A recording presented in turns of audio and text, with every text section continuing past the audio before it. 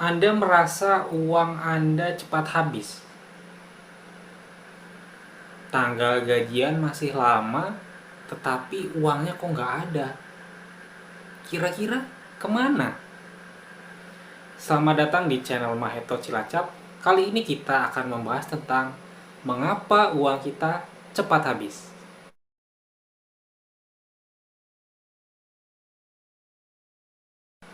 Assalamualaikum warahmatullahi wabarakatuh. Berjumpa lagi dengan saya di channel Maheto Cilacap.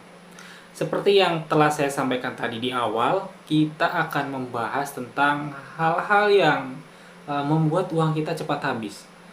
Setelah di video sebelumnya kita membahas tentang penipuan berkedok pinjaman online yang tentu saja teman-teman pasti masih ingat ya. Ada yang menggunakan berkedok sebagai joki, kemudian ada yang jasa pencairan dan lain sebagainya.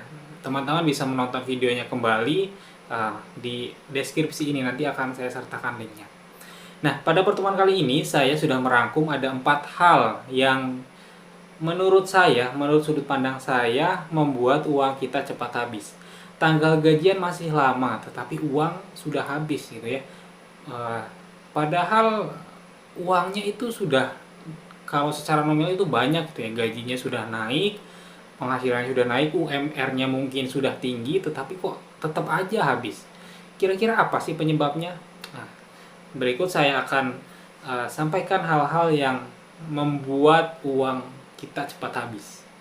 Namun sebelum lanjut, silakan teman-teman bisa tekan tombol subscribe dan nyalakan notifikasinya supaya tidak ketinggalan video-video terbaru dari channel Maheto Cilacap.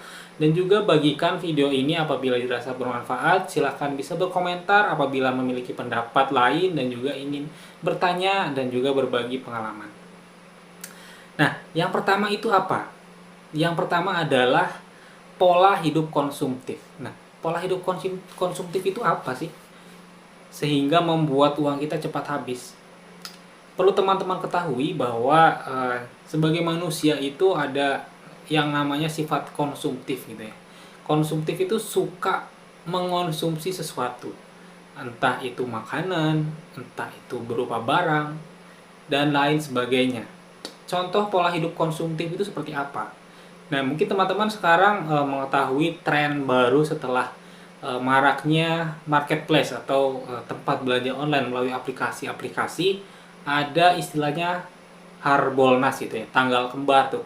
Misalnya 11, 22, 33 itu pasti di aplikasi-aplikasi belanja online itu sangat banyak promo-promo gitu ya. Walaupun sebenarnya kadang tidak promo-promo banget gitu ya, tapi karena memiliki pola hidup konsumtif sehingga kita tertarik untuk berbelanja, padahal sebenarnya tidak terlalu butuh gitu ya. Dari mana kita mengetahui bahwa itu tidak terlalu butuh? Ya tinggal lihat saja nih, kalau barangnya setelah dibeli dipakainya hanya sebentar atau hanya 1 tahun sekali misalnya, dan sisanya hanya tergeletak saja, artinya itu tidak bermanfaat gitu ya, bukan bagian dari kebutuhan yang memang sangat penting gitu, yang kalau tidak dibeli itu akan mengakibatkan hal fatal. Nah, itu salah satu contoh bentuk pola hidup konsumtif. Kemudian ketika ada sesuatu yang baru gitu ya, misalnya di dekat rumah Anda itu ada restoran baru gitu. Sebenarnya Anda tidak terlalu butuh-butuh banget gitu ya, tetapi karena Anda memiliki pola hidup konsumtif sehingga Anda datang ke sana, membeli di sana. Nah, itu mengakibatkan uang kita cepat habis karena memiliki pola hidup yang konsumtif. Itu yang pertama. Yang kedua, tentu saja yang kedua ini berkaitan dengan uang itu ya, yaitu cicilan kita atau hutang kita yang dibayarkan setiap bulan itu melebihi 20% dari total penghasilan bulanan. Mengapa kalau lebih dari 20% akan mengakibatkan cepat habis? Ya tentu saja cepat habis gitu ya, karena supaya kita hidupnya tenang gitu ya, penghasilan kita bisa tertata dengan rapi, uangnya jelas kemana, kita harus memiliki pembagian yang jelas gitu ya. Saya contohkan nih, misalnya supaya hidup kita itu dalam pemanfaatan uang itu bisa maksimal. Teman-teman mungkin bisa menerapkan ini untuk kedepannya gitu ya. Misalnya penghasilan teman-teman itu hanya 1 juta, meskipun terlihat kecil, tapi kalau pembagiannya benar akan bisa awet sampai gajian selanjutnya. Pola pembagiannya bagaimana? Nah, teman-teman bisa menerapkan yaitu dengan mengutamakan kebutuhan pokok, kebutuhan primer gitu ya, seperti makanan, kemudian pakaian, dan juga hal-hal pokok lainnya yang memang dibutuhkan gitu. Kalau tidak butuh jangan dibeli gitu ya. Nah, silakan teman-teman bisa membuat daftarnya gitu ya, apa saja yang memang menjadi kebutuhan pokok dan juga tidak pokok. Nah, itu 45% dari total penghasilan Anda per bulan. Nah, penghasilan teman-teman itu 1 juta, 45%-nya dialokasikan ke kebutuhan pokok. Kemudian, untuk cicilan itu maksimal itu 20% dari penghasilan. Kalau misalnya sudah mencapai 20% dari penghasilan, misalnya teman-teman menggunakan uh, Shopee Paylater misalnya. Nah, di Shopee Paylater tagihan teman-teman itu sudah mencapai 20%. Artinya jangan menggunakan Shopee Paylater lagi, karena kalau digunakan lagi, cicilan di bulan depan itu melebihi 20%. Akan mempengaruhi kebutuhan atau keperluan lainnya. Alokasi yang harusnya untuk beli makanan akhirnya terpotong nih untuk membayar tagihan. Nah, itu akan cepat habis uangnya. Kemudian untuk ditabung itu 10%. Nah, 10% itu ditabung ya sangat perlu, karena kita tidak tahu gitu ya, misalnya tiba-tiba sakit, misalnya tiba-tiba berkendara bannya bocor, atau misalnya tiba-tiba ada ya hal-hal yang tidak terduga gitu ya. Nah, kita bisa mengantisipasinya dengan tabungan yang 10% itu tadi gitu ya. Mentok-mentok banget gitu ya, cicilannya atau di tabungannya itu ditambah itu tidak apa-apa. Misalnya cicilannya dinaikkan 25%, tabungannya 5%. Itu masih bisa. Tetapi kalau sudah pembagiannya tidak ketemu gitu ya, cicilannya lebih besar dari alokasi untuk kebutuhan pokok, itu jangan, harus diubah. Karena kalau diteruskan pasti ya boncos juga. Akhirnya apa? Akhirnya kita akan meminjam, akhirnya kita meminjam ke teman, meminjam ke aplikasi dan lain-lain. Akhirnya pola keuangan di bulan-bulan selanjutnya akan rusak. Nah, itu uh, alasan mengapa uang kita cepat habis yang kedua. Kemudian yang ketiga. Nah, yang ketiga ini agak sulit gitu ya. Karena yang ketiga adalah kemiskinan struktural. Kalau udah miskin gitu ya, uang saja tidak punya gitu ya, mau gimana membagi uang gitu kan. Mohon maaf, bukannya saya menyinggung atau uh, merendahkan dan hal-hal negatif lainnya, tetapi ini hanya untuk edukasi saja gitu ya, bahwa di Indonesia ini masih banyak kemiskinan struktural gitu ya.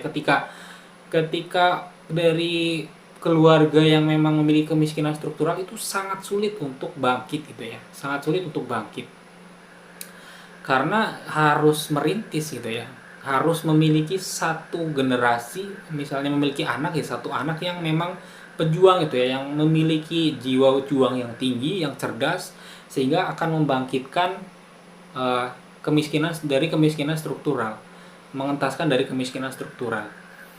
Sehingga ya nanti kalau sudah mentas gitu ya, misalnya hoki gitu ya, tiba-tiba viral gitu ya, kan banyak sekarang tuh, dengan joget-joget misalnya viral, dapat iklan dan lain-lain, jadi kaya raya.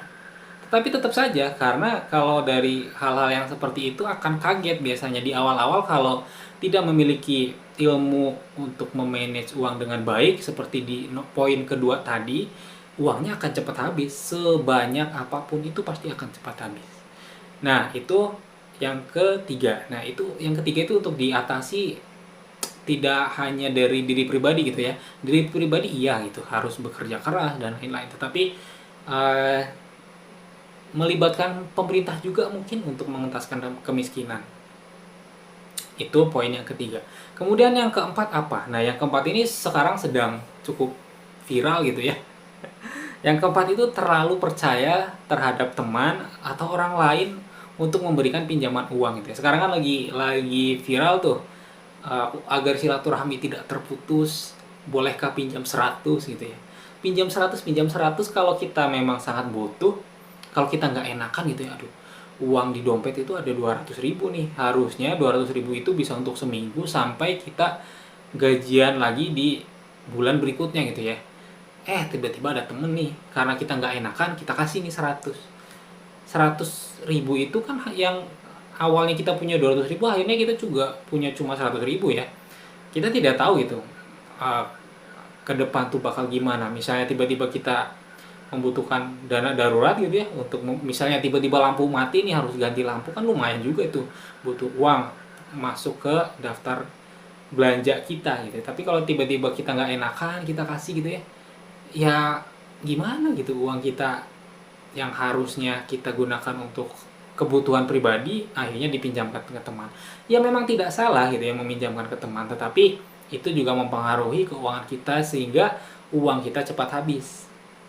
Seperti itu. Mungkin teman-teman kalau punya yang bentar-bentar minjem dulu 100 gitu ya, ketika ditagihnya lebih galak dari yang nagih. Nah, itu lebih baik ganti teman saja.